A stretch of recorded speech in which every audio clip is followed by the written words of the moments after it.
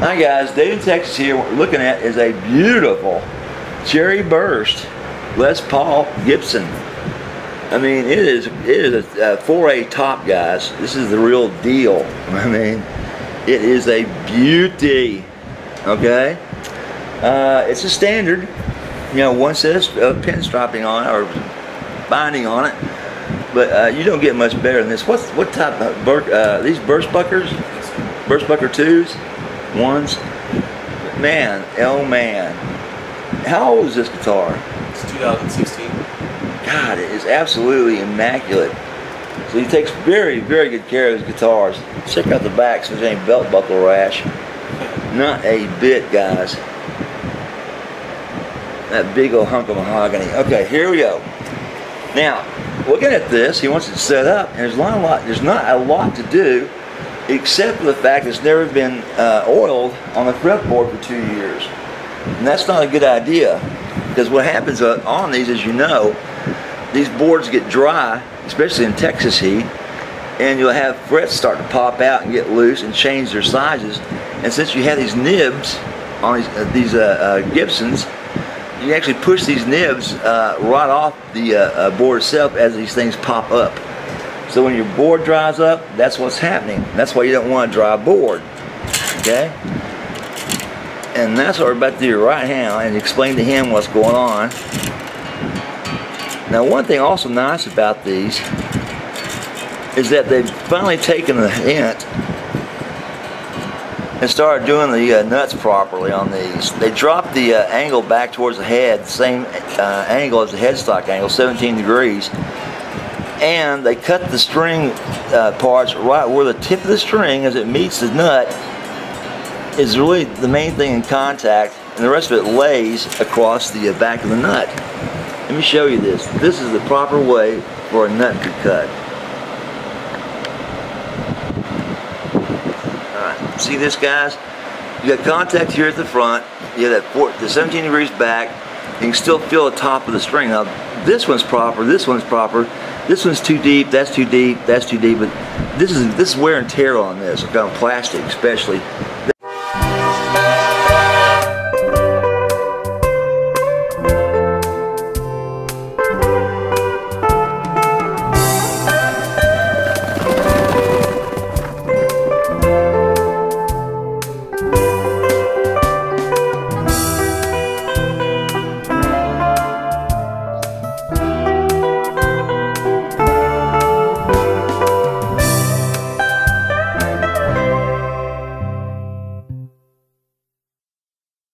That happens, okay? So that's no big deal. You also lose some sustain on that when that happens. But that, you know, after 2 years, that could happen just by sitting in your case that long with these guitars. And that's just one of the issues to try to cover with all these owners. It's the same thing that happened with a bone nut. It's not just particular to the plastics. And as you know, we're going to cut these things off of here. People ask me, what do you do with the old strings? Well, I surely don't keep them. And see, the problem with this is a locking tuners, guys. And there's not enough string there to do my job of cleaning this board up and putting them back. You follow me? He's got these concert wraps, and there's just enough in there to hold the string in place. And that makes sense. You know, you're on stage, you want to do a quick string change. This is the way you want it done. Of course, I always recommend, even on locking tuners, that you wrap them around at least twice so you can do alternate tunings. You know, I have no issues with that. Especially, you know, a low tuning, like a very ultra low. But, you know, it's up to the owner. Before I put his new springs on, I'll make sure to verify with him how he wants these set up. Because, of course, at the end of the day, it's his choice. Alright, guys, what I'm going to do is put on springs now. And I'm also going to verify with him, before I do any cutting on him, about the wrap. Because he does have locking tuners, and he's got these speed wrapped. Okie dokie. So let's get in there and show you what I'm doing on this.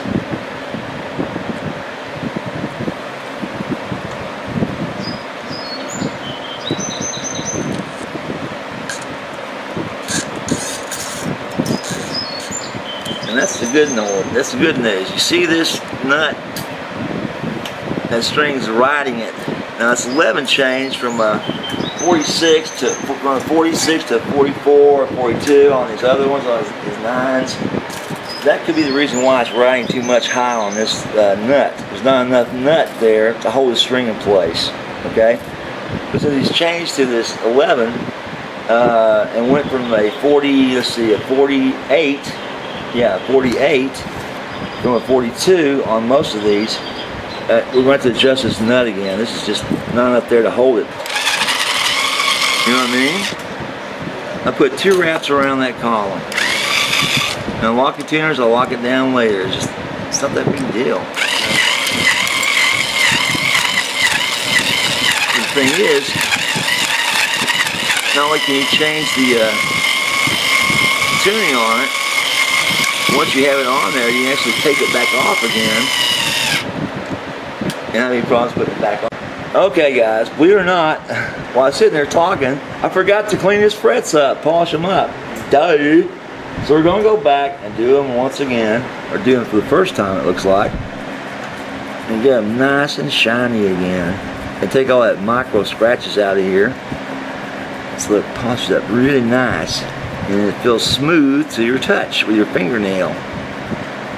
And it doesn't take much, just a few passes with this eraser.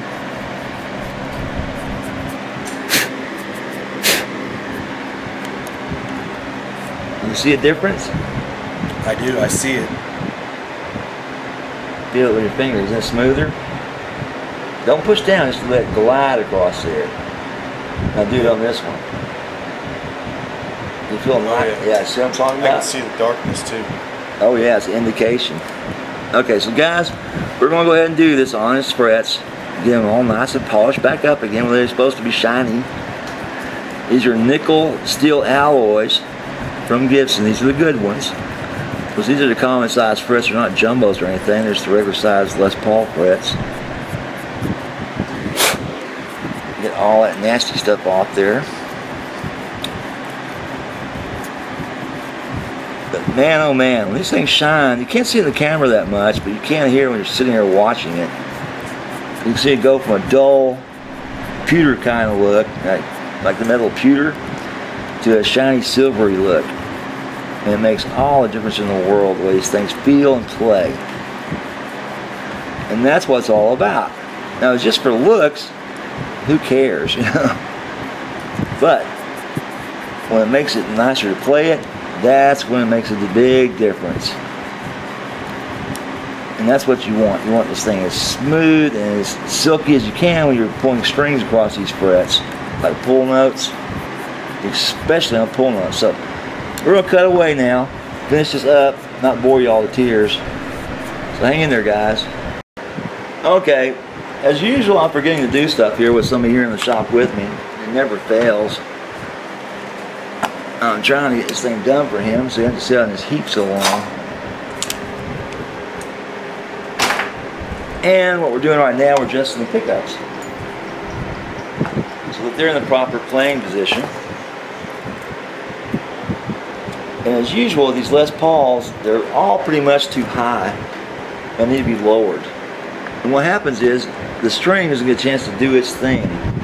You want the vibrations to make its full, you know, and the sonic wave, for lack of a better word, to go as far as it's supposed to go, and not be cut off because the string's too close to the pickup. So down they come, back where they belong. And that way you get a chance for that pickup to do its full thing. Just a little bit more. Go back to the low end. Yes, it needs to go down. Okay.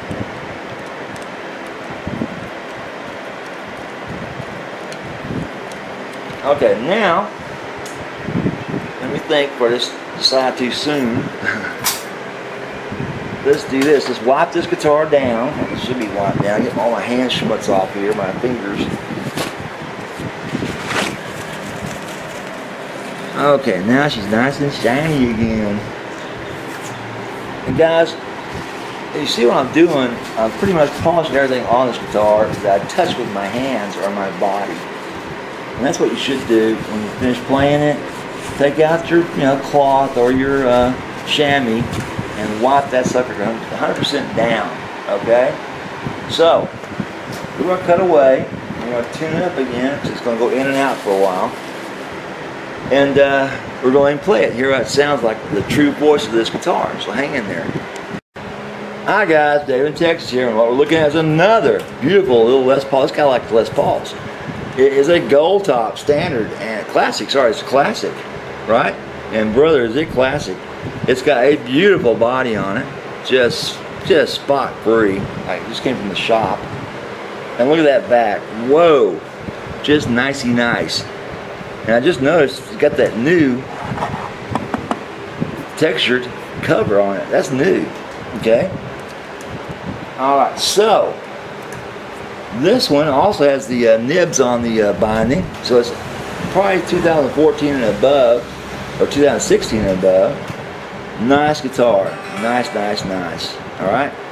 And what we're going to do is set it up for him. And it looks like it's got a pretty decent setup on it right now. Let's test a few things on it and see what we can do. Now, one thing we do need to do, since we found out, he does not condition his fretboards. And this one looks dry as can be. Have you ever oiled this one? No, not since I got it. Oh, which was end of last year. That's not good.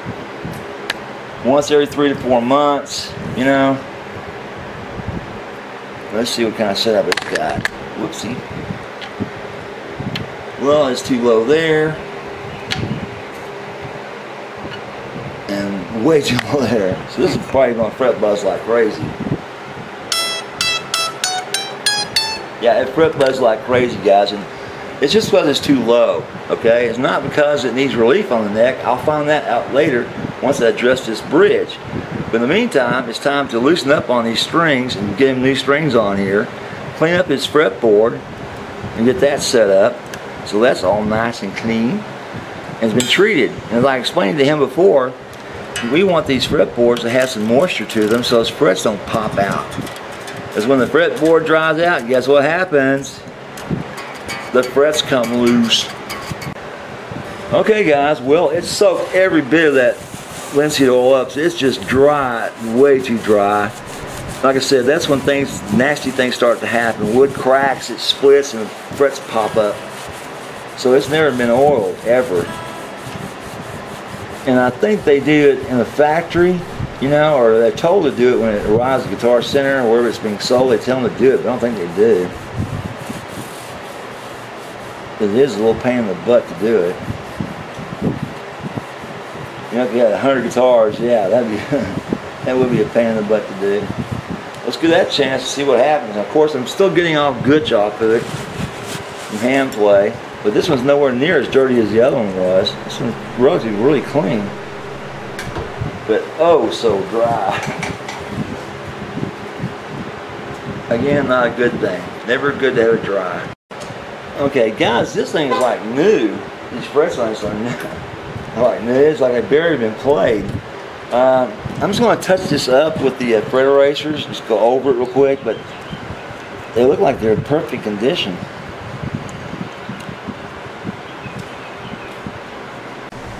Okay, well, we got his guitar all set up and done. We still got to check the pickup heights on this one. Okay, we've done the fretboard. We've done the frets. Put these strings on. We've tuned it up. It's time to do the intonation now. See what kind of shape that's in. But before we do that, let's do this. Let's check the pickup heights. I think we got them out of position. You see, it's way too low. I'm gonna go under. Check the other one. It's perfect. Well, you know. All right, let's check the other one real quick. That's too low. And this is way too low. These both are too low on this side. That's odd. So let's raise these up. Okie dokie.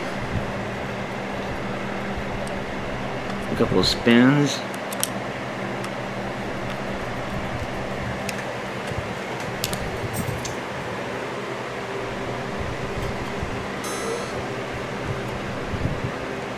It's just barely touching both of them. That's good.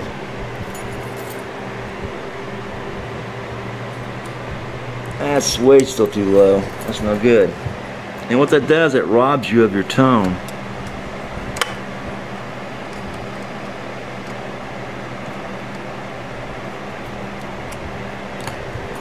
And that's what you don't want on expensive guitars. Wow, that's still too low. Usually it's exactly the opposite with these Les Pauls. Are too high.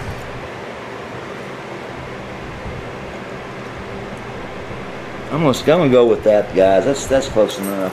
I don't want to get these way out of whack here.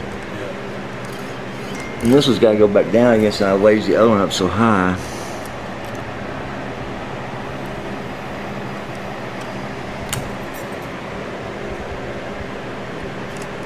Alright, that's good. So we got, wait a minute, wait just a minute.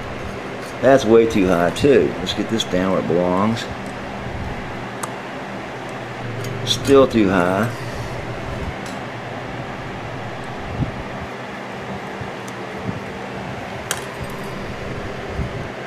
Ah, perfect. Okay, so that was good all the way around. The other side I think was okay. Yeah, that's good. It's a little low. Let's raise it a little up, a little higher now.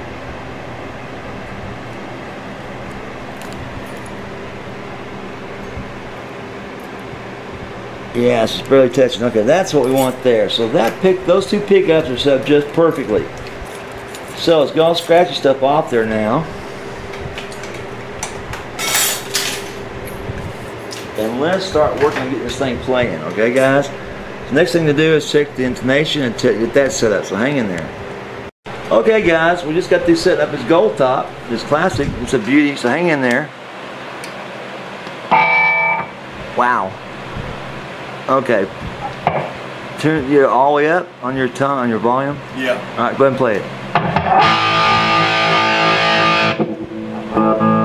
Go ahead and play, yeah, go ahead and play some clean tones, guys. Introduce yourself again. My name is Bobby. I live in Frisco. Cool, Bobby. Go ahead.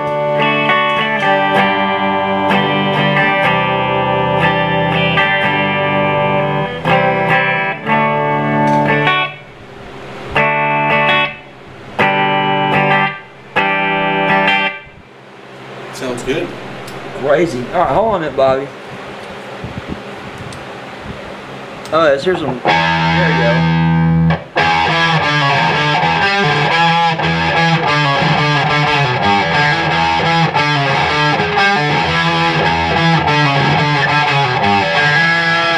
Nice. Feels good. Good. Okay, so you like the setup? Yeah, absolutely. Okay, up. All right, guys. Any questions? Give me a holler. Dave in Texas. Bye. Say bye. Thank you, Dave. Okay, guys. We finished doing the standard, and here we are. Introduce yourself. My name is Bobby. I live in Frisco. Okay, Bobby's got his first guitar back, and let's hear what it sounds like. Go ahead and play it for us, Bobby.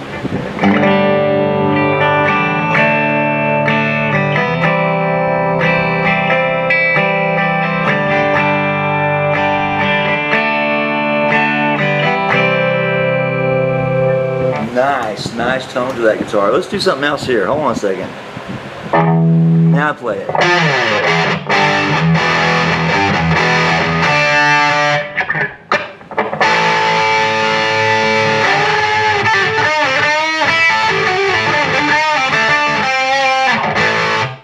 Nice. What do you think about the setup, guy? I like it a lot. It's nice and smooth, especially the frets. The frets? Yeah, it doesn't make a difference, doesn't it? Yeah, it feels slippery. Isn't that wild? Wow. Okay, guys. Well, we're going to start working on this next guitar. So, any questions, give me a holler. Dave in Texas. Bye. Say bye. Appreciate it. Thank you.